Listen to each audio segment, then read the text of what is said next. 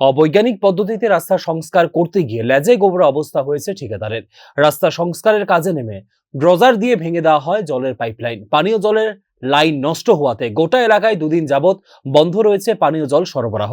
পানীয় জলের অভাবে হাহাকার শুরু হয়েছে এলাকায়। একইভাবে সমস্যা হচ্ছে নিত্যদিনের যান চলাচলে। এই ঘটনা কাঠালিয়ার উত্তর ও দক্ষিণ মহেশপুর পঞ্চায়েত এলাকায়।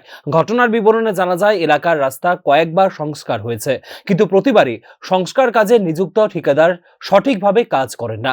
অবৈজ্ঞানিক পদ্ধতিতে কাজ করতে গিয়ে তারা কখনো এলাকার বাড়ি ঘরের জল যাওয়ার ড্রেনিং সিস্টেম বন্ধ করে দিচ্ছে, কখনো আবার গোটা এলাকার পানীয় জল সরবরাহের লাইন ভেঙে ফেলছেন। এতে করে রাস্তা সংস্কারের নামে দুর্ভোগ বাড়ছে এলাকাবাসীদের মধ্যে।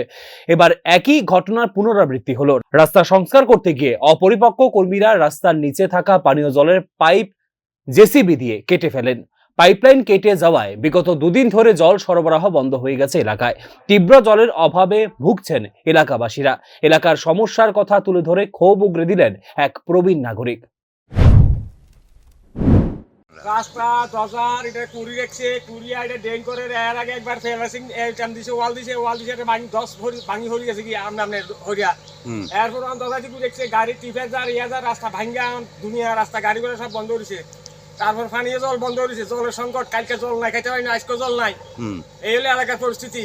নাই গাড়ি করে চলে না, নাই বোমা মেশিন না, এলাকার ধান লইতে না। এখন আমরা কি চান? এখন আমরা ধানের গাড়ির রাস্তা তাড়াতাড়ি ঠিক করার ব্যবস্থা করো, জলের ব্যবস্থা করো, জলের ব্যবস্থা, রাস্তা হওয়ার কথা হইব, রাস্তা আগে জলের ব্যবস্থা করতে পারবো। আপনার কি নাম? হ্যাঁ, কি নাম আপনার?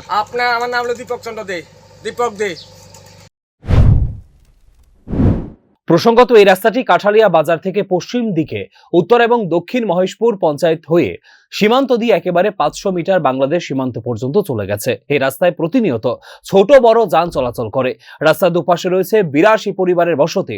স্বাভাবিকভাবেই রাস্তা এবং পানীয় জলের তীব্র সংকটে ভুগছেন এলাকার নাগরিকরা। Bureau report, news now.